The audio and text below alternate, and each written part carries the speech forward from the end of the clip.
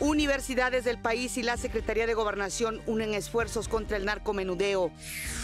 El sector agroalimentario de México se ha convertido en el tercero que vende más al exterior. Hoy está la industria manufacturera en primerísimo lugar, la industria automotriz y en tercer lugar, lo que nadie hubiera advertido hace algunos años. Justin Trudeau ofrece acelerar los diálogos de la renegociación del Telecán para que no se vean interrumpidos por las elecciones en México. La PGR retira los videos de Anaya llegando a sus instalaciones. Capturan al sobrino de El Mencho, líder del cártel Jalisco Nueva Generación en Michoacán. La SEP destaca el impulso del modelo dual mexicano. Nos dan la oportunidad de aprovecharnos nuestra experiencia, nuestros conocimientos para renovar. Se cumplen 7 años de guerra en Siria que ha dejado más de 500,000 muertos. El teatro libanés reabrirá sus puertas el 5 de abril.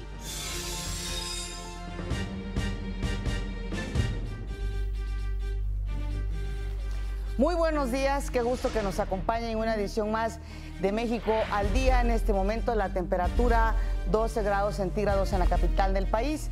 Desde aquí, como siempre, un saludo muy afectuoso también a quienes nos están viendo en el interior de la República Mexicana. Y saludo con gusto, como cada mañana, a mi compañero Omar Cepeda. Omar. Mitad de mes, marzo, 15 de marzo del 2018, son las 6:31 minutos. Es un placer saludarte a ti, Pati, por supuesto, a todos ustedes quienes nos ven a lo largo y ancho de nuestro país, también quienes nos ven en Canadá y en los Estados Unidos. Es un placer estar una nueva mañana con todos ustedes. Saludo con mucho gusto a Griselda Yebra, quien se encuentra en la lengua de señas mexicana, nos permite comunicarnos también con ustedes. Acompáñenos, este es su informativo, le tenemos la noticia al día. El secretario de Agricultura, José Calzada, dio a conocer los avances del campo mexicano y en general el desarrollo de todo el sector agropecuario. Destacó, por ejemplo, que las exportaciones agroalimentarias se han convertido en el tercer sector que más vende al exterior. Luego de las declaraciones del presidente de Estados Unidos, Donald Trump, en el sentido de que México tiene algunos candidatos presidenciales que no son tan buenos, la presidencia de la República afirmó que le corresponde solo a los mexicanos elegir a sus gobernantes. El proceso electoral mexicano es un tema que solamente nos incumbe a los mexicanos. El trabajo del gobierno de la República es dar garantías para que la actuación del gobierno y las instituciones sea absolutamente apegada a la ley y que los mexicanos podamos acudir a las urnas el próximo julio en absoluta libertad y con la mayor cantidad de información posible sobre las opciones a elegir, de manera tal que corresponde solo a los mexicanos decidir en el próximo julio quiénes serán nuestros representantes para los próximos periodos. El vocero de la presidencia, Eduardo Sánchez, y el secretario de Agricultura, José Calzada Rovirosa, dieron un balance del sector agroalimentario nacional que se ha convertido en la tercera entrada de divisas. Afirmaron que en 2017 las exportaciones agroalimentarias alcanzaron 5.400 millones de dólares, además de transitar de un déficit a un superávit. Hoy está la industria manufacturera en primerísimo lugar, la industria automotriz y en tercer lugar, lo que nadie hubiera advertido hace algunos años, el sector agroalimentario. Y ya quedaron muy atrás petróleo, remesas, etcétera. Recordar que en 2012 el déficit era de menos 4.000 millones de dólares y hoy el superávit es de 5.400 millones de dólares. Es decir, se le dio la vuelta a la balanza comercial agroalimentaria.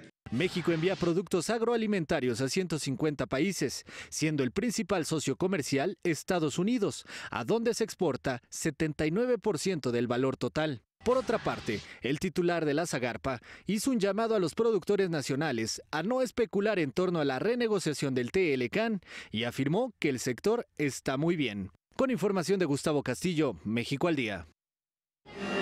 En más temas económicos, en Sao Paulo, Brasil, inició el Foro Económico Mundial para América Latina. Ahí el secretario de Economía, Ildefonso Guajardo, habló sobre las perspectivas para la integración en América Latina y el fortalecimiento de los vínculos entre la Alianza del Pacífico y el Mercado Común del Sur, el Mercosur.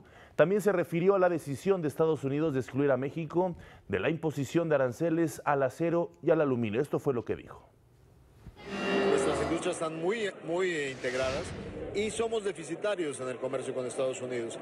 De tal manera que claramente nuestro comercio se ha fortalecido en América del Norte porque tomamos medidas anticipadas para protegernos del exceso de capacidad en Asia. De tal manera que creo que los argumentos fueron convincentes, por eso observaste la exclusión de México y Canadá en este proceso. Por su parte, el presidente de Brasil, Michel Temer, rechazó las prácticas proteccionistas. El mandatario adelantó que próximamente llamará a su homólogo, al presidente de los Estados Unidos, Donald Trump, para conversar sobre la decisión de imponer aranceles al acero y al aluminio. Dijo que si no hay una solución de manera rápida, Brasil apelará ante la Organización Mundial de Comercio. Estamos en contra del proteccionismo, estamos a favor de la apertura plena del comercio y también estamos buscando la apertura total de los mercados extranjeros con respecto a Brasil. En el marco del Foro Económico Mundial se publicó el estudio Fomento de la Transición Efectiva de Energía, que incluye el nuevo índice de transición de energía, un indicador que posiciona a los países según el desempeño que tienen precisamente en el sistema energético. En el documento, México tiene una puntuación arriba del 50% por su buena disposición para transitar y obtuvo un 70% en el desempeño de su sistema de energía. Con esto, nuestro país se posiciona dentro de los 43 países con mejores condiciones para avanzar hacia la sustentabilidad en el sector energético. Y el primer ministro de Canadá, Justin Trudeau, dijo estar dispuesto a acelerar los diálogos de la renegociación del Tratado de Libre Comercio de América del Norte entre México, Estados Unidos y Canadá para que estos no se vean interrumpidos por las elecciones presidenciales de México, como usted ya lo sabe, a celebrarse el 1 de julio. Añadió que se encuentra muy optimista en que se llegará a un acuerdo que beneficie a las tres partes involucradas y, por supuesto, a las sociedades de estos países. Por otra parte, dijo que la decisión del presidente Donald Trump de excluir a Canadá y a México de la imposición de aranceles sobre el acero y el aluminio es razonable. El jefe del equipo técnico en la renegociación del Telecán, Kenneth Smith, aseguró que la modernización del acuerdo avanza en un ritmo positivo. Dijo que en la octava ronda que se lleva a cabo en Washington, o que se va a llevar a cabo a Washington en principios de abril, se espera que se cierren otros 7 capítulos más para dar un total de 13. Reconoció que actualmente hay 7 capítulos en la renegociación que tiene un 90% de avance. Agregó que en este periodo, entre rondas, se está avanzando en temas difíciles como son las reglas de origen, el sector automotriz y la solución de controversias. Por cierto, Ildefonso Guajardo, secretario de Economía, informó que Corea del Sur anunció la intención de integrarse formalmente al nuevo acuerdo comercial transpacífico. Detalló que cuando Estados Unidos era parte del acuerdo, Indonesia, Corea del Sur, Filipinas, Colombia, Costa Rica y Reino Unido habían manifestado su interés de formar parte de la asociación. Explicó que los nuevos integrantes del TPP solo podrán iniciar el proceso de adhesión hasta finales de 2018 o principios del año 2019, cuando este nuevo acuerdo de comercio entre en vigor. En cuanto a México, adelantó que espera que el nuevo TPP sea presentado al Senado en marzo para iniciar su proceso legislativo.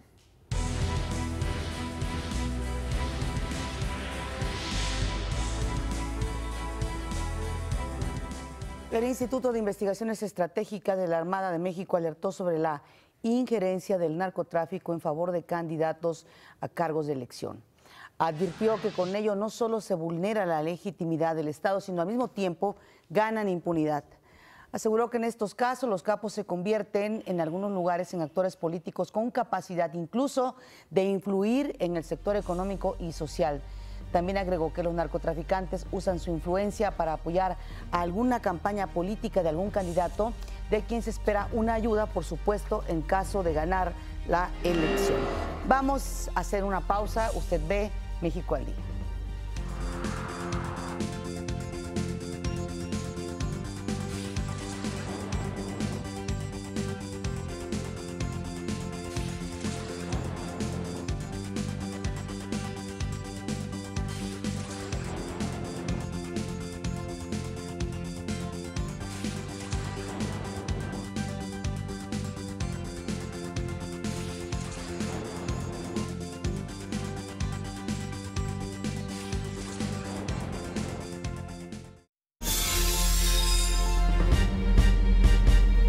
El secretario de Gobernación, Alfonso Navarrete Prida, dijo que el gobierno federal no tiene ni la convicción ni la facultad para intervenir en el proceso electoral. El gobierno del presidente Enrique Peña Nieto, el gobierno federal, por convicción y por obligación legal, no está interviniendo en el proceso electoral ni en el proceso de las campañas. Eso le corresponde a los partidos y su calificación y validación a un árbitro, que es el INE. También lamentó que algunos partidos políticos intenten romper el diálogo que se ha impulsado en materia de seguridad. No puede haber un solo argumento válido para poder romper un diálogo sobre problemas tan complejos como el que aquí hemos sido testigos, que afecta a todos. Que el diálogo que se está solicitando respetuosamente es: platiquemos sobre cómo generamos las mejores condiciones de seguridad y sobre todo cómo el gobierno federal puede ayudar a que el proceso electoral transcurra de la mejor manera posible. El candidato de la coalición Todos por México, José Antonio Meade, dijo que no va a rehuir a ningún debate porque tiene las mejores propuestas y sabe cómo defenderlas. Durante la graduación de la primera generación de la Escuela Nacional de Mujeres Priistas que se realizó en la sede del PRI, Meade reiteró que su mayor fortaleza es la capacidad para debatir. Es una elección presidencial y debemos de buscar que en esa elección haya los mejores elementos de juicios posible. Uno de esos elementos son las ideas de los candidatos y su capacidad de defenderlas, por lo que el llamado a debatir es la esencia de una elección y no debiera de reunir a esa invitación absolutamente nadie que aspire a contender. Meade incorporó a Sergio Alcocer Martínez de Castro a su equipo de campaña como coordinador de proyectos regionales. Su misión será dialogar con diferentes sectores de la población para elaborar diagnósticos y propuestas presidenciales. El candidato de la coalición por México al frente, Ricardo Anaya, se dijo listo para iniciar la campaña presidencial. Al participar en el encuentro nacional con candidatos federales, diputados y senadores del PAN, informó que trabajarán en 6 prioridades: combatir la corrupción, mejorar la economía, acabar con la desigualdad y la pobreza, recuperar la paz y fortalecer la relación bilateral entre México y los Estados Unidos. Los invité a trabajar todos los días con todas nuestras fuerzas, no solamente para ganar la elección el 1 de julio, sino sobre todo para darle a México el mejor gobierno en su historia, un gobierno honesto y de resultados en beneficio de la gente. Hay un gran ambiente, estamos listos para arrancar la campaña y estoy convencido de que vamos a ganar. Dijo que en los próximos días se reunirá en Chile con los expresidentes Ricardo Lagos y Eduardo Frei para seguir profundizando en la experiencia de los gobiernos de coalición exitosos. La Procuraduría General de la República retiró de su página web y de sus redes sociales este video en el que aparece Ricardo Anaya el día que asistió a la sede de la PGR. Esto en respuesta a la petición del INE. Sin embargo, aclaró que la difusión del material audiovisual únicamente fue para transparentar la actuación del Ministerio Público al haber invitado a Anaya a emitir su declaración en torno a los hechos investigados. Vía Twitter, el candidato de la coalición Juntos Haremos Historia, Andrés Manuel López Obrador, afirmó que su proyecto de gobierno nada tiene que ver con Hugo Chávez o con los de Hugo Chávez o con los de Donald Trump. Yo creo que es el momento de decir que ni chavismo, lo repito, ni chavismo, ni trompismo, sí juarismo, sí maderismo, sí cardenismo, sí mexicanismo. Y que quede ya claro. En respuesta a las declaraciones del presidente Trump sobre que hay candidatos no tan buenos, en México, por supuesto, López Obrador dijo que lo mejor es que no atacó a nadie y que lo expresado por el mandatario solo fue una generalidad. Por otra parte, confirmó que mañana se registrará como candidato presidencial por la coalición Juntos Haremos Historia ante el INE. Y Jaime Rodríguez Calderón, el aspirante a la candidatura presidencial por la vía independiente, rechazó que el INE le haya negado su registro como candidato debido a que el proceso, dice él, no se ha completado. Mi representante ante el INE me dice que efectivamente el INE le acaba de hablar o decir a alguien del INE, no sé quién, pero que había una noticia falsa y eso lo quiero aclarar hoy. El INE aclaró que no ha notificado a los aspirantes independientes sobre el proceso de sus candidaturas. También dice que dará a conocer los resultados cuando acabe la revisión de los apoyos ciudadanos. Por otra parte, Rodríguez Calderón confirmó que hoy se va a reunir con Margarita Zavala y con Armando Ríos Peter. El Instituto Nacional Electoral informó que 7 aspirantes independientes al Senado cumplen con las firmas necesarias para participar en las elecciones del 1 de julio. Se trata de Lorenzo García, Pedro Kumamoto, Manuel Cloutier, Pedro Salazar, Raúl González, Obed Pérez y Soledad Romero.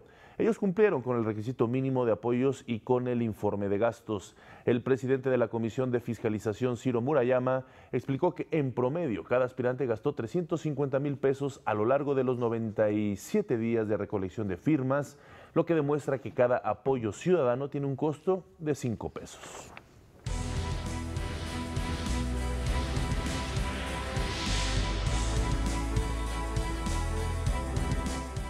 La Suprema Corte de Justicia informó que la resolución que avala inspecciones policíacas y en orden judicial no implica que las autoridades puedan revisar a personas y a vehículos al azar.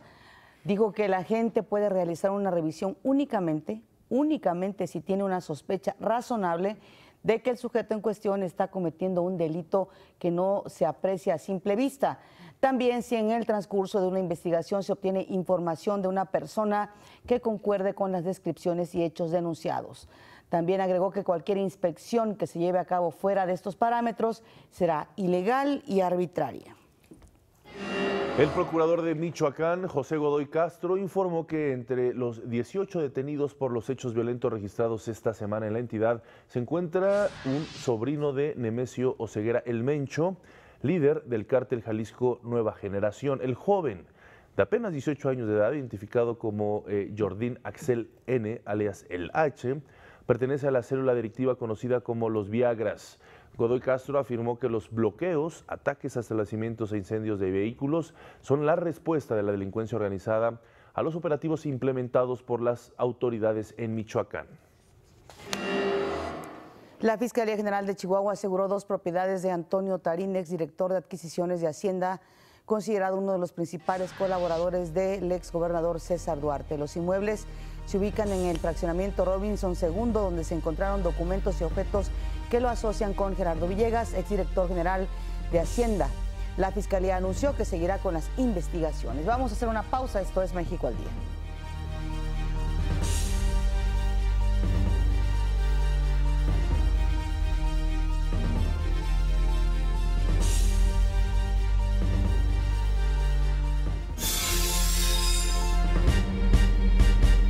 Esto es una información muy importante que se empezó a dar a conocer ayer, por supuesto, hechos que tienen que ver con la educación del país. Universidades de México y la Secretaría de Gobernación unirán esfuerzos contra el narcomenudeo. El secretario de Gobernación, Alfonso Navarrete Prieda, e instituciones de la Asociación Nacional de Instituciones de Educación Superior, ANUYES, firmaron un convenio de colaboración para combatir el narcomenudeo en instalaciones universitarias. Contempla la creación de programas de prevención, así como el intercambio de información entre autoridades federales y academia. Con las instituciones de educación superior es la mejor herramienta que tenemos, el conocimiento. Todas las acciones que podemos hacer transversales de prevención, de erradicación de la violencia, de la delincuencia. Sí, vivimos momentos y entornos difíciles, pero no podemos claudicar. Las adversidades pueden superarse si buscamos, en conjunto, soluciones respetuosas, informadas, firmes y creativas. Protegeremos a nuestros estudiantes con el mejor escudo, la educación de calidad. Asimismo, contempla la creación de un centro de documentación y prospectiva del delito, que permita identificar la naturaleza de la compra y venta de estupefacientes. Las autoridades investiguen e identifiquen la naturaleza, características y funcionamiento de este tipo de delito, así como los hábitos de quienes lo cometen, a fin de que se les contenga, no dentro, sino fuera de los recintos universitarios. Finalmente, el convenio permite la vigilancia federal afuera de los campus universitarios. La respuesta, como definición del Estado mexicano, no es una respuesta represiva. Es una respuesta clara de poner a disposición de juez a quien infringe la ley y a quien esté envenenando a la juventud, ponerlo a disposición de un juez, vincularlo a proceso y que reciba una sentencia. El convenio y las acciones previstas ya están vigentes y comenzarán a implementarse desde este jueves. Para México al Día, Antonio López. El procurador de justicia de la Ciudad de México, Edmundo Garrido, informó que en los 2 últimos días 16 personas han sido detenidas cerca de Ciudad Universitaria por presunto narcomenudeo. Con esto suman 42 detenciones tan solo en lo que va del año. También precisó el procurador que se realizaron cateos en las colonias Pedregal de Santo Domingo y Pedregal de Santa Úrsula en la delegación Coyoacán, donde se lograron las capturas, así como el aseguramiento de diversos tipos de droga. Por su parte, el procurador de justicia de la Ciudad de México, Edmundo Garrido, informó que se han girado 17 órdenes de aprehensión en contra de personas que se tuvieron alguna responsabilidad con el colapso de inmuebles por el sismo del 19 de septiembre del año pasado. Tenemos varias órdenes de aprehensión solicitadas y que están en etapa de cumplimiento. Al día de hoy hemos solicitado 17 órdenes de aprehensión, de las cuales 9 son por homicidio y 8 por directores y corresponsables de obra. Estas órdenes de aprehensión se han cumplimentado algunas. Silvia Ortega, subsecretaria de Educación Media Superior, aseguró que el CONALEP debe renovarse conforme a los cánones del modelo educativo para el desarrollo de los estudiantes. Esto lo dijo durante la 33ª reunión nacional de directores generales de los colegios estatales del CONALEP, donde también destacó el impulso del modelo dual mexicano. La oportunidad de aprovecharnos, nuestra experiencia, nuestros conocimientos para renovarnos. Creo que el escenario que nos brinda es inmejorable y nos impulsa a buscar nuevas formas de enseñar, nuevas formas de aprender, nuevas formas de hacer, nuevas formas de vincularnos y nuevas formas de aprender junto con nuestros estudiantes a hacer futuro. Este año el CONALEP va a cumplir 40 años de su fundación, institución que brinda una oferta educativa de 47 carreras en todos los ámbitos del conocimiento en 308 planteles en el país. Angélica Rivera de Peña visitó al Papa Francisco. Fue acompañada de niños mexicanos del Hospital Infantil de México Federico Gómez y en audiencia pública el sumo pontífice escuchó los testimonios de recuperación de los menores de edad y bendijo las campañas que portaban, las que se tocan cuando logran superar la enfermedad.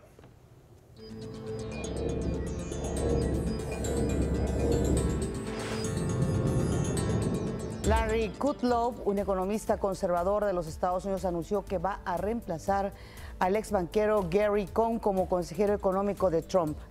Kudlow tiene 70 años, es economista de formación e historiador, fue miembro de la administración del expresidente Reagan y trabajó en la oficina de presupuesto de la Casa Blanca. También en los Estados Unidos, miles de jóvenes se unieron para exigir un control de armas más severo. Realizaron un paro nacional de 17 minutos en varias ciudades del país, justo un mes después de la matanza de 17 personas en una escuela de Florida. Jóvenes, la mayoría de ellos. Estos muchachos piden que los políticos escuchen sus demandas para intentar que no se repita otra masacre estudiantil. Well, it's been a month since the school shooting and we still care. Ha pasado un mes desde el tiroteo en la escuela y todavía nos importa. Seguimos protestando. Todavía queremos cambios en nuestras leyes de armas y vamos a seguir protestando hasta que algo suceda. Las autoridades informaron que cerca de 3,000 colegios participaron en la movilización en todo el país. Vamos a nuestro primer resumen.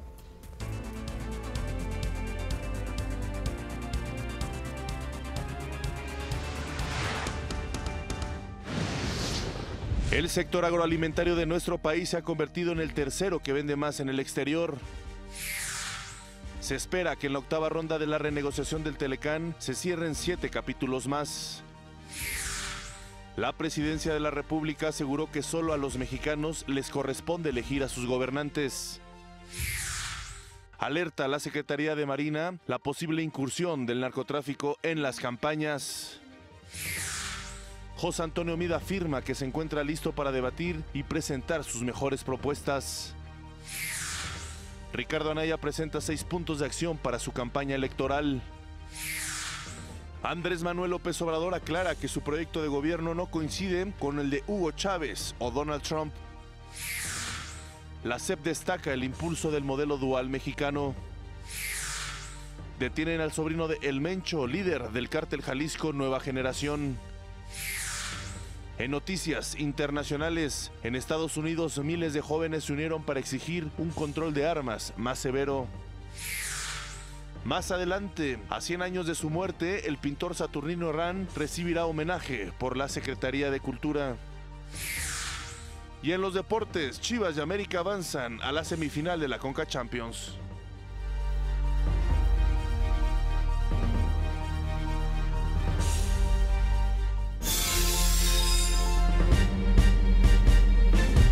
La policía de Brownsville, Texas, detuvo a Osiel Cárdenas Jr., hijo del ex líder del cártel del Golfo, Osiel Cárdenas Guillén.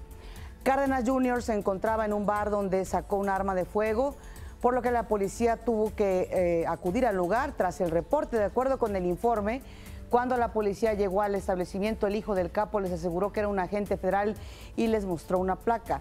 Cárdenas fue detenido sin libertad bajo fianza por posesión ilegal de un arma y dar falso testimonio a un oficial, algo que está muy penado por las autoridades de los Estados Unidos. Ya 4 días de las elecciones presidenciales en Rusia, el mandatario Vladimir Putin visitó la península de Crimea, un territorio anexado a Moscú en 2014, pero sin el pleno reconocimiento internacional, ya que Ucrania califica el hecho como ilegal. Durante su visita, Vladimir Putin pidió que se aceleren las obras de un puente que comunicará a la península de Crimea con la Rusia continental. Espero poder congratularme por la finalización de este proyecto, pero lo que se ha hecho hasta ahora es fascinante. Hoy se cumplen 7 años del inicio de la guerra en Siria. Este conflicto armado entre rebeldes y el gobierno de Siria, encabezado por Bashar al-Assad, ha dejado más de 500,000 muertos en 7 años. Cerca de 354,000 de estas víctimas son civiles. En este marco del 7º año de la guerra, el presidente sirio Bashar al-Assad advirtió que la guerra contra el terrorismo va a continuar mientras haya un solo terrorista en territorio sirio, de lo que queda del territorio sirio. Actualmente controla el 57% del país, mientras que las fuerzas rebeldes poseen 39%. Ese es el asunto de fondo. El resto del territorio sirio está bajo control de fuerzas turcas y el Estado Islámico.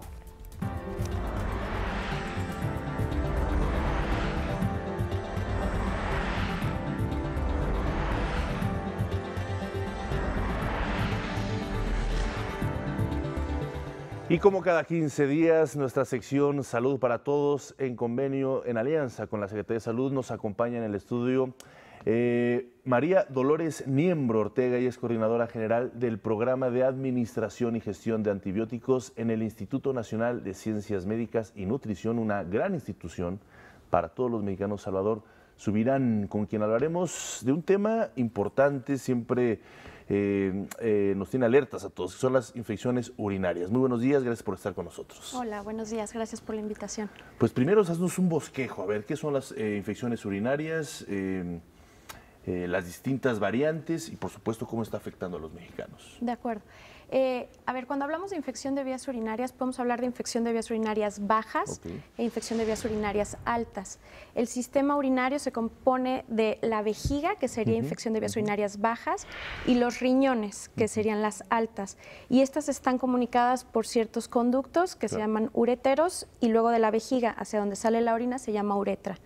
Lo más común que tengamos de afectación es infección de vías urinarias bajas, cuando afecta a la vejiga. Y ahí los síntomas son cuando la gente, por ejemplo, le arde para hacer pipí, tiene que pujar, se queda con ganas de hacer pipí o tienen urgencia de ir al baño. Y cuando ya se complica más o avanza un poco más la infección, estamos hablando de infección de vías urinarias altas, cuando afecta a los riñones. Y la gente ahí se manifiesta con dolor, sobre todo en la región lumbar, y pueden tener síntomas más sistémicos, es decir, fiebre, náusea, vómito, malestar general. Entonces, es, digamos, una parte más complicada de la infección.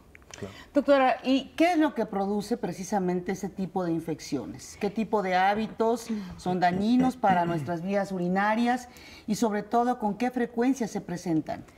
En cuanto a frecuencia, epidemiología es más frecuente en las mujeres. Esto es debido a cuestiones anatómicas, es por el tamaño de la uretra. Las mujeres tenemos una uretra más pequeña y es más fácil. La causa principal es una bacteria que se llama Escherichia coli. Esa bacteria la tenemos en el intestino, en las heces, entonces muchas veces por contigüidad, por arrastre, muchas veces es falta de higiene o ni siquiera es la falta de higiene, simplemente la anatomía. Estas bacterias que salen de las heces pueden como caminar o arrastrarse hacia las vías urinarias y de ahí afectar, ¿no? Entonces ese es el principal problema en realidad. Muchas veces se habla, bueno, lo puedes ver incluso en anuncios de cierto tipo de medicinas, ¿no? La pregunta es, ¿existe la posibilidad de que si es una infección leve te puedas automedicar o siempre es recomendable que asistas a un médico cuando presentas alguno de estos síntomas? Mire, es importante que se toque este tema. En la actualidad es algo que estamos viendo a nivel mundial, es un problema a nivel mundial, la resistencia bacteriana. Esto influye mucho la cantidad de antibióticos que consumimos, no nada más los que nos automedicamos, sino en los alimentos, en los animales, ya todo el mundo está expuesto a antibióticos y eso nos genera resistencia. Idealmente debemos de ir siempre al médico a consultar y ver, porque hay otros diagnósticos que hay que descartar que se pueden confundir con infección de vías urinarias, sobre todo en las mujeres, alguna infección vaginal, alguna otra alteración local, que vale la pena que el médico lo revise. Pero hay, digamos, una población específica que pudiera tratarse más fácil y son específicamente mujeres sanas en edad fértil. Esas mujeres generalmente tienen infecciones que son no complicadas y que las bacterias son sencillas de tratar. Fuera de esta población, la mayoría de las personas deberíamos asistir con un médico idealmente para que nos revise.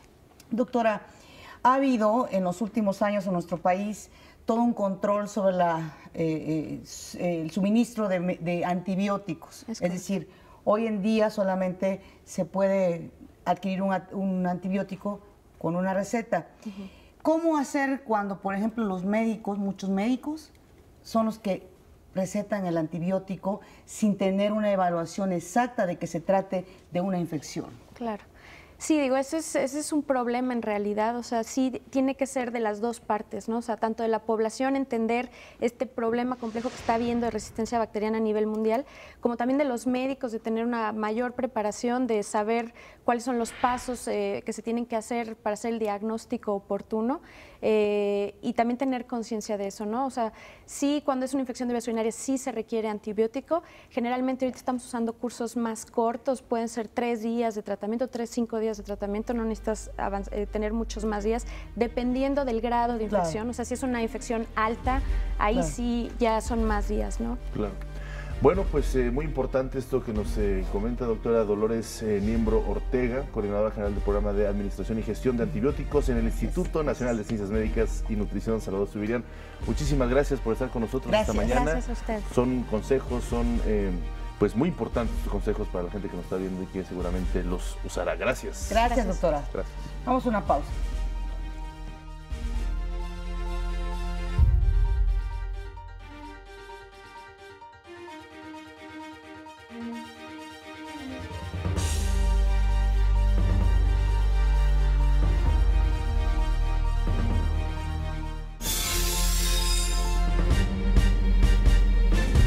La Secretaría de Educación Pública reconoció los esfuerzos del Consejo Nacional de Fomento Educativo, el CONAFE, para dar acceso a la educación, sobre todo a las personas con mayor rezago social en este país. En el marco del Seminario Internacional Nuevos Modelos de Aprendizaje para un Mundo que Cambia, organizado por el Consejo Nacional de Fomento Educativo, CONAFE, y el Banco Interamericano de Desarrollo, Javier Treviño Cantú, subsecretario de Educación Básica de la Secretaría de Educación Pública, reconoció los esfuerzos del CONAFE en brindar acceso a la educación a la población con mayor rezago social y pobreza en el país. El trabajo comprometido de alrededor de 70,000 mujeres y hombres en todo el país, y aquí estoy hablando entre promotoras, promotores educativos, líderes para la educación comunitaria, supervisores y coordinadores, y por supuesto apoyado por las madres y los padres de familia, pues resulta fundamental para brindar los servicios educativos a más de 700,000 niñas y niños en todo el país. El Banco Interamericano de Desarrollo, una institución proveedora de fondos y acompañamiento técnico en temas de educación, anunció que emitirá al CONAFE un crédito este año por $80 millones para impulsar la educación comunitaria e incluyente en el país. Mi equipo y la gente de afuera me ha hablado de dos cosas de manera absolutamente constante. El CONAFE y el impacto que tiene y la innovación educativa que se está haciendo acá y este evento que estamos hoy reunidos. Javier Treviño Cantú sumó que la calidad e inclusión educativa es parte del nuevo modelo educativo, el cual está por entrar en vigor el próximo mes de agosto. No solamente es garantizar el acceso al servicio educativo a todas las niñas, niños y jóvenes, sino hacerlo con calidad, con equidad e inclusión. Ese es precisamente el propósito de la reforma educativa que estamos implementando. A lo largo de 2 días, académicos, promotores educativos y autoridades educativas de México, Canadá, Estados Unidos, Chile, Ecuador, Argentina y Tailandia compartirán estrategias educativas enfocadas a la inclusión e innovación. Para México al Día, Omar Vera.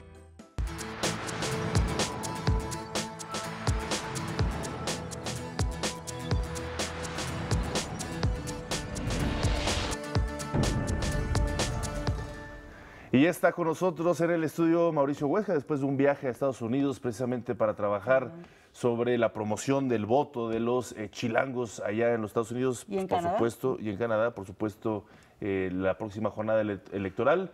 Mauricio, muy buenos días, ¿cómo estás en esta sesión Rebotando Ideas? Hola, muy buenos días, Omar y Pati, pues muy bien, encantado de estar con ustedes esta mañana. Bueno, pues después de esta intensa jornada, regreso a México para seguir orientando a los jóvenes. Una estudiante de la prepa número 6, una prepa muy codiciada, déjame decirte, muy codiciada por todos quienes hacen el examen a la UNAM. Salen muy bien preparados, déjame comentarte, así que seguramente María Fernanda Moreno, quien nos hizo estas preguntas, pues nos hará estos cuestionamientos muy interesantes. Vamos a verlo. ¿Qué ha hecho el Instituto Electoral de la Ciudad de México para tratar de incluir y animar a los jóvenes a votar en estas elecciones? Bueno, pues ahí está esta primera pregunta de una chica que tú ubicas, ¿no? Y que además tiene muy buen potencial político. Tiene un gran potencial, la verdad es que María Fernanda ha participado en el instituto ya en los ejercicios de debates, entonces es una gran representante de la Ciudad de México. Sí. Ahora que están tan de moda, debatir. Debatir, exactamente. Pues, ¿qué estamos haciendo? Pues hemos detectado principalmente cuál es la forma de llegarle a los chavos, el porcentaje del 20%, que es los que van a votar por primera vez, y hemos detectado que pues todos ellos se mueven en redes sociales. El 80% incluso en los estudios que hemos visto interrumpen su sueño para ver en redes sociales. El 70% creen en redes sociales como un mecanismo de fiabilidad de información, dado que es un instrumento de construcción de ciudadanía entre ellos. Y entre ellos pues hemos detectado 2 grupos, los denominados haters y los denominados propositivos. Entonces, lo que hemos tratado de ver es que en los haters, pues muchas veces cuando ellos buscan información en redes sociales, los algoritmos de las redes sociales condicionan la búsqueda y entonces pues les llega información sesgada siempre de lo que ellos están buscando, mientras que los propositivos, aun cuando, y los haters desde luego, pues tienen esta apatía a votar y incredulidad en las instituciones. Los propositivos, aunque creen en el potencial del voto, lo cierto es que también desconfían en las instituciones. Entonces, lo que hemos hecho es llegar a ellos mediante redes sociales. De hecho, en el debate de la Ciudad de México, nosotros estamos pensando en incluir un debate en redes sociales, en Twitter, subirlo, para que ahí en tiempo real tengamos interacción con ellos y tengan interacción con los candidatas y candidatos para efecto de que ellos hagan la construcción de cuáles son las propuestas y qué es los temas que preocupan a los jóvenes y que los candidatos se hagan cargo de ellas, desde luego. Claro. Bueno, pues muy interesante, un alto porcentaje va a estar votando, los millennials, estas variantes, y que por supuesto vale la pena acercarnos a ellos. Vamos a ver la segunda pregunta. ¿Cómo puede el ciudadano ayudar en las elecciones? Pues importantísima pregunta. La verdad es que es fundamental. El instituto, no solamente el nacional, sino el electoral de la Ciudad de México, está construido a partir de la ciudadanización de las instituciones. Entonces, de ahí que en el caso de la Ciudad de México, más de 130,000 ciudadanos van a ser los que integran las mesas directivas de casilla. Y pues, ¿cómo pueden participar? pues cuando sean invitados por la insaculación que ya se hizo, participen en el proceso de casilla, que participen también como observadores electorales. Tenemos abiertos varias convocatorias para que la ciudadanía en general genere este tipo de observación imparcial y que rinde informes al propio instituto y los ventile con la sociedad para que vean cuál es el proceso y ellos mismos detecten cuáles son las inconsistencias y valoren y gradúen estas inconsistencias para que sepan de qué calidad estamos hablando en el proceso electoral. Y la última pregunta. María Fernanda. ¿Qué es la intercampaña? La intercampaña, Sí, bueno, pues... sí, un dolor de cabeza para muchos. Esta intercampaña, pues bueno, es este periodo que está entre la pre-campaña y el inicio de las campañas. Y la intercampaña está pensada para estos procesos de, cuando se llevan a cabo los procesos de selección de candidaturas, muchas veces no daba tiempo de desahogar la cadena impugnativa y había sustituciones durante la campaña. Entonces, por eso se crea este periodo de intercampaña para terminar los procesos selectivos y, desde luego, diseñar las estrategias políticas de los partidos políticos. Mauricio, finalmente, estamos ante la irrupción de las redes sociales, como nunca antes en los procesos electorales. ¿Cómo está preparándose o cómo se preparan ustedes precisamente para que haya un manejo desde el punto de vista de una institución, sobre todo lo que puede decirse durante una campaña? Pues lo que estamos haciendo es, como ya sabemos que el debate, al menos de este sector de la población, está metido en redes sociales, es meternos en las redes sociales. Es decir, ya sabemos que si la información está llegando sesgada en las redes sociales, nosotros tenemos formas de localizarlo mediante hashtags, mediante formas de etiquetar la información, meternos esa información y dar toda la información completa, no nada más la que ellos tienen disponibilidad a través de lo que buscan. Perfecto, están preparados, pues. Estamos preparados para eso. Perfecto. Gracias, Mauricio, por estar con nosotros. Nos vemos el próximo miércoles con más información y orientación. Mauricio Huesca, consejero del Instituto Electoral de la Ciudad de México. Gracias a María Fernanda de la Prepa 6 de la UNAM. Un fuerte abrazo a toda la comunidad universitaria. Vamos a una pausa, regresamos.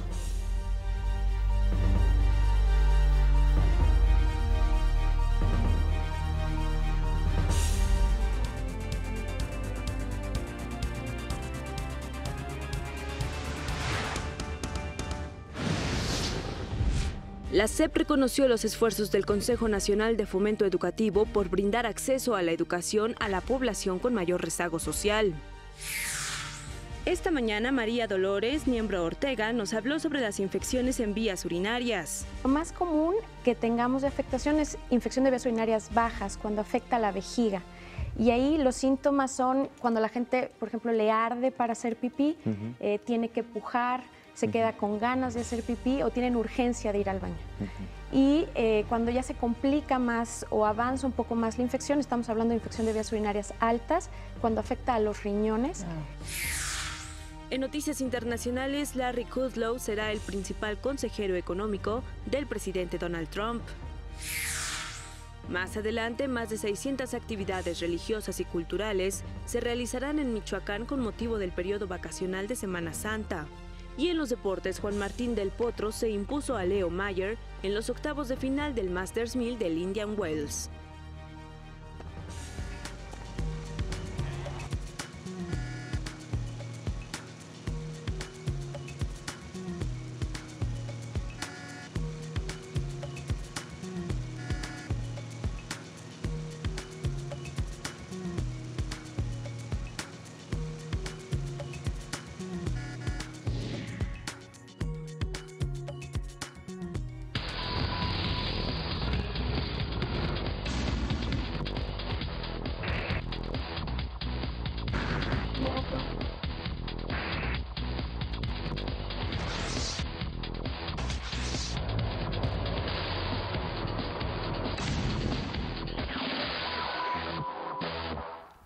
Muy buenos días, qué gusto me da saludarlos esta mañana ya de jueves. Y bueno, ayer falleció uno de los grandes científicos de la historia de la humanidad, Stephen Hawking. Él es uno de los que intentaron generar una teoría que explicara todo el universo. Sin embargo, aquí en nuestro país también existen importantes teorías. Una es la del doctor Gabriel Torres. Él es investigador emérito de la UNAM y nos plantea qué pasaría si el universo fuera como un cristal. Vamos a ver de qué habla.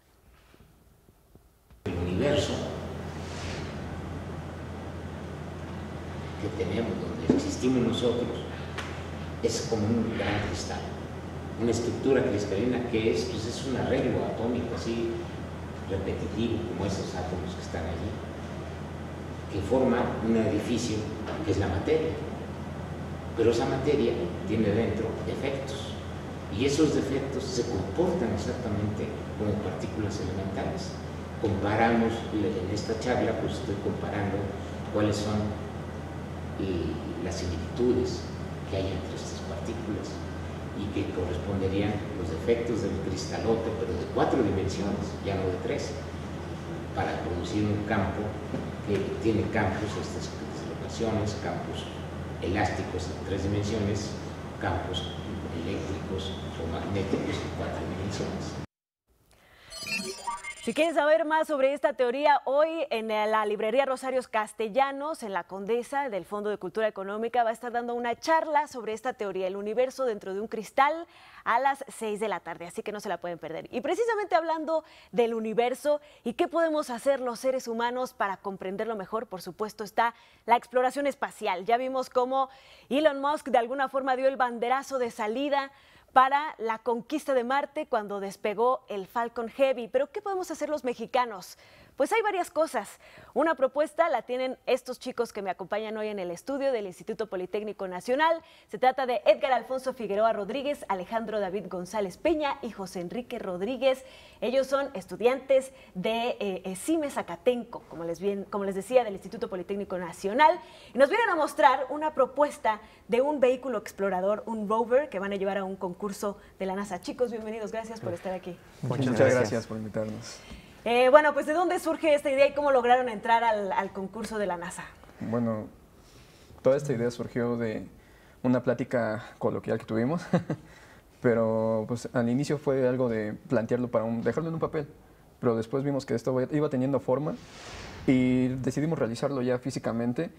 En estos momentos traemos lo que es un prototipo a escala, el real ya lo estamos construyendo, estamos en ese proceso y el concurso te da las bases en su página para poder realizar todo el proceso de inscripción, todos los documentos que tenemos que enviar y que con ello ya poder ser aceptados. Tardamos aproximadamente unos 2 meses en recibir la respuesta de aceptación por parte de la NASA y cuando lo hicimos pues quedamos muy sorprendidos de haber quedado aceptados en este gran concurso. Cabe mencionar que participan alrededor de 180 equipos. Es un concurso internacional. Encontramos universidades de Estados Unidos, universidades alemanas, de Sudamérica, de muchos lados del mundo, dentro de los cuales también algunos han ido desertando por la complejidad de este proyecto. Este concurso se organiza desde el 2013 y ustedes son los primeros estudiantes del Politécnico que tienen oportunidad de participar. ¿Qué significa eso para ustedes? Pues dentro del ambiente estudiantil, ¿cómo lo ha recibido la universidad? ¿Cómo los ha apoyado? Claro, bueno, como dices, es la primera vez que concursamos nosotros. Por medio de la convocatoria vimos que realmente no había participación de nosotros. Dijimos, ¿por qué no? Vamos a intentarlo. Por parte de la escuela hubo un poquito de, no de complicación, sino se mantuvo un poco al margen. Estuvimos trabajando con él bastante tiempo y hasta ahorita es cuando empezamos apenas a mostrarlo, a decir, bueno, ¿sabes qué? Ya lo podemos hacer público para poder ir trabajando, que la gente lo conozca y ya después pues que se vea que vamos a poder concursar. O sea, realmente cuando ya nos aceptaron fue cuando nosotros empezamos a decir, ok, ¿sabes qué? Ya se puede ver la forma de que lo conozca la gente y que nos pueda también apoyar. Claro. Háblanos un poquito ya específicamente del prototipo. ¿Qué características tiene? ¿Por qué crees que fueron elegidos para el concurso? Sí, nuestro vehículo, con las bases de la convocatoria que tiene el Human Exploration Rover Challenge, es que tiene que caber ensamblado en 5 pies cúbicos. Nuestra innovación de nuestro rover es el acople de en medio de nuestro vehículo y del chasis. Eso es lo que vamos a innovar en esta competencia. De hecho, la competencia nos menciona de que no tiene que ser nada hidráulico, neumático, todo claro, tiene que ser completamente mecánico. Porque se pueden ponchar las llantas, cosas así, sí, cosas que así. No se pueden resolver hasta Marte. Así es. ¿Por qué es importante que los mexicanos se atrevan, los estudiantes, a participar en este tipo de hazañas de la humanidad como lo es la exploración de Marte? ¿Por qué no debemos de decir, no, pues yo soy mexicano, ¿qué voy a ir a hacer ahí hasta Marte? Bueno, primero que nada tenemos que quitarnos esa ideología porque somos seres humanos todos tenemos las mismas capacidades. Es cuestión de que nosotros le echemos las ganas al estudio. Este es un ejemplo de ello. Fue una propuesta que nosotros tuvimos, una lluvia de ideas de los tres, está aquí materializado. No es algo que sea tan sencillo, hemos de decir eso. Sin embargo, sí podemos, tenemos las capacidades necesarias, solamente tenemos que quitarnos esa pequeña incertidumbre, esa pequeña ideología de, si lo puede hacer otra persona, ¿por qué nosotros lo tenemos que hacer? Claro. Y esto es muy importante debido a que los concursos son internacionales, entonces podemos generar nuevos lazos con otras universidades, con la misma NASA y con ello impulsar a nuestro país. Exacto. Pues finalmente, chicos, muchísimas felicidades. ¿Cómo podemos seguirlos? ¿Cuándo es el concurso? ¿Y van a tener redes sociales? ¿Tienen un grupo, etcétera? Sí, claro. Bueno, tenemos una página de Facebook, se llama Itzapna Robert Team. Bueno, lo pueden ver luego en la red social. Nosotros vamos a participar del 11 de abril al 15. Vamos a encontrarnos en el Space and Rocket Center, ahí en Huntsville, Alabama. Ahí vamos a estar presentando nuestro prototipo. Vamos a armarlo, vamos a competir, vamos a tratar de... Bueno, no a tratar, vamos a ganar algún premio. Vamos a dejar bien nuestra institución, porque gracias a eso pues se nos ha dado el apoyo que podemos competir en esta importante competencia. Excelente, pues muchísimo éxito y los esperamos aquí cuando tengan el premio para que nos platiquen de cómo les fue en esta experiencia internacional. Muchas felicidades, gracias por venir. Muchas gracias. Vamos a hacer una breve pausa, no se vayan, esto es México al Día.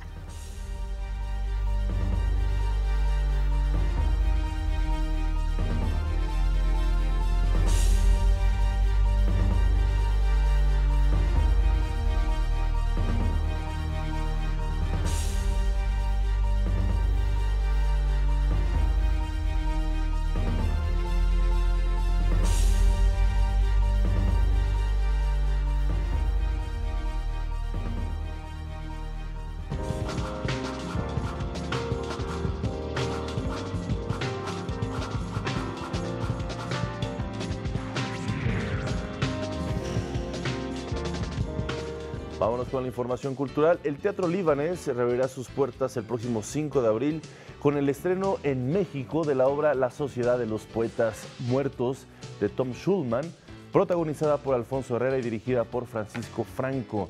El fondo fue renovado con una inversión de 40 millones de pesos, lo que permitió mejorar su acústica y visibilidad, así como ampliar su aforo en un 32%. Ubicada al sur de la Ciudad de México, el Teatro Libanés ha albergado montajes de dramaturgos como William Shakespeare, Sam Shepard y Woody Allen en sus 35 años de vida. De tener 407 butacas hoy, con esta nueva remodelación absoluta que tuvo el teatro por parte de OCESA, contamos con 540 butacas. Que público joven se acerque al teatro, y con una apuesta como esta estamos esperando convencer a este público que no está acostumbrado a ir al teatro a venir a verlo. Y sobre todo felicitarnos a todos, porque abrir un teatro en México hoy en día es una proeza y es una bendición también para la cultura de nuestro país. Más de 600 actividades religiosas y culturales se realizarán en Michoacán con motivo de las vacaciones de Semana Santa y de Pascua. Entre las celebraciones más representativas están la Procesión del Silencio en Morelia, el altar monumental de Dolores en Pátzcuaro y el tianguis artesanal de Domingo de Ramos en Uruapan. Se espera que la temporada de asueto atraiga a más de 500,000 de visitantes, tanto nacionales como extranjeros, y que deje una derrama económica de cerca de 700 millones de pesos. Oficialmente empieza el 25, pero como ya lo dijo Emilia, el 24 de marzo, el sábado, no se pueden perder este desfile de todas las comunidades del estado, de los artesanos. Es un desfile lleno de color, de vida, de música. A uno le dan ganas de bailar y de sumarse a cada una de las comunidades. Ya 100 años de la muerte del pintor Saturnino Herrán, se ha recordado con un amplio programa de actividades organizado por la Secretaría de Cultura y el Gobierno del Estado de Aguascalientes. El Museo Nacional de Arte y el Museo de Aguascalientes albergarán la exposición Saturnino Herrán y otros modernistas, una reflexión en torno a la obra y el contexto sociocultural de uno de los más grandes representantes de la pintura mexicana. Además, se realizará el simposio El Imaginario de Saturnino Herrán, Y en el marco de los 190 años de la Feria Nacional de San Marcos se presentará el espectáculo multidisciplinario Los Colores de Herrán, el más mexicano de los pintores. Vamos con nuestros compañeros de Canal 22 y más información de la cultura. Muchas gracias, muy buenos días, Pati, Omar, qué gusto saludarlos, amigos de México al Día. Vamos con la información cultural. El Museo de Arte Moderno desea restaurar una de las obras emblemáticas que engalanan su jardín escultórico y nosotros podemos sumarnos a esa iniciativa. La escultura de Ángela Gurría, que recibe al público justo en la entrada del Museo de Arte Moderno, será restaurada.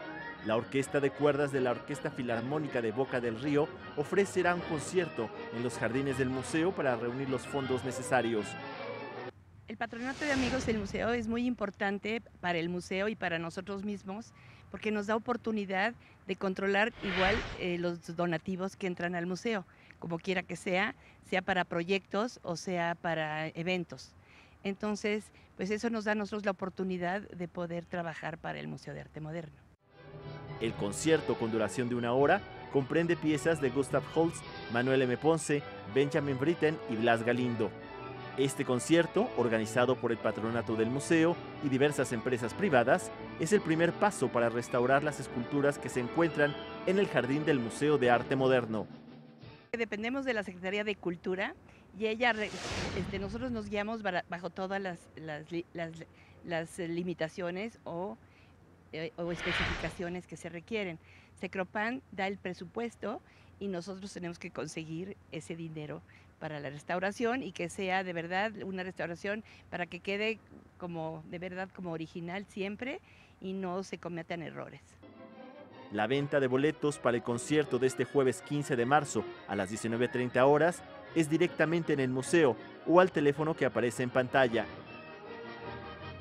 Una excelente selección musical y con muy buena causa. Hasta aquí la información, muchas gracias y antes de despedirnos la invitación a que nos sigan en las redes sociales @Agencia N22. Muy buen día.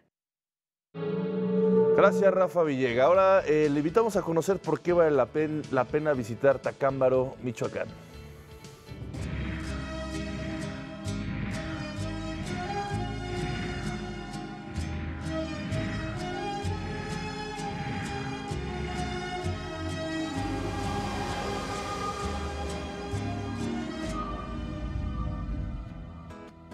Se le conoce como el Balcón de Tierra Caliente.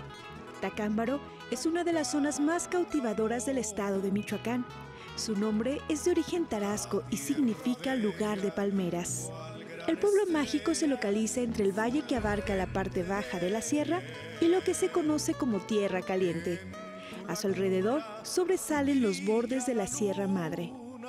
Es un lugar donde el clima tiene variaciones debido a su transición climática entre frío y cálido, por su ubicación geográfica. Se caracteriza por su riqueza en la agricultura. A nivel nacional, es el segundo productor de aguacate, mientras que el cultivo de la zarzamora ha crecido de manera notable. En lo que respecta a la gastronomía, el pueblo fundado por frailes agustinos es famoso desde hace 75 años por las carnitas más deliciosas de todo México. De hecho, en el mes de noviembre, Tacámbaro recibe a turistas nacionales y extranjeros en su tradicional Feria de las Carnitas. También puedes degustar los típicos platillos como corundas, huechepos y aporreados. Si lo tuyo son las actividades al aire libre, Tacámbaro tiene un extenso lago formado en un cráter volcánico que se le conoce como La Alberca. También de origen volcánico, la Laguna de la Magdalena está rodeada de pinos. Aquí se practican deportes extremos como escalada libre, kayak, bicicleta de montaña y senderismo. También es ideal para la convivencia familiar. Es refugio de historia, tradiciones e inmuebles religiosos. Una visita obligada en este viaje es a la capilla de Santa María Magdalena. También es un sitio para comprar artesanías. Encontrarás velas, bordados, prendas de lana, dulces y licores. Visita el pueblo mágico de Tacámbaro. Su clima templado es considerado como uno de los mejores del mundo.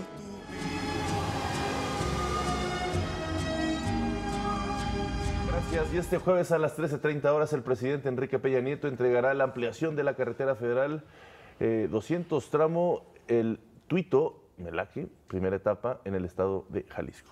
Y vamos al resumen.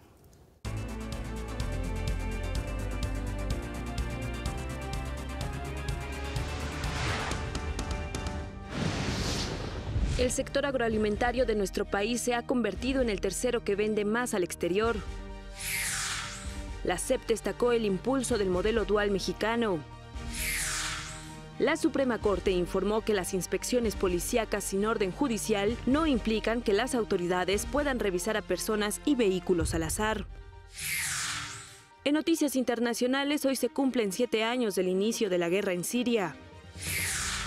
Alumnos del ESIME Zacatenco del Instituto Politécnico Nacional nos hablaron sobre la importancia de su participación en un concurso de la NASA. Todos tenemos las mismas capacidades, es cuestión de que nosotros le echemos las ganas al estudio. Este es un ejemplo de ello, está aquí materializado. No es algo que sea tan sencillo, hemos de decir eso. Y esto es muy importante debido a que los concursos son internacionales, entonces podemos generar nuevos lazos con otras universidades, con la misma NASA y con ello impulsar a nuestro país. Y en los deportes, Barcelona avanzó a los cuartos de final de la Champions League tras imponerse al Chelsea 4-1 en el global. Pasen un rico jueves, disfrútenlo, aprovechenlo. Nos vemos mañana nosotros, 6:30. Pensaste que era viernes, bueno. Para mí todos los días son como viernes.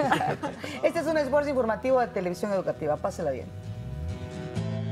Take your protein pills and put your helmet on. Ground control to Major Tom. 7, 6. Commencing countdown, engines on. 3, 2. Check ignition and may God's love be with you.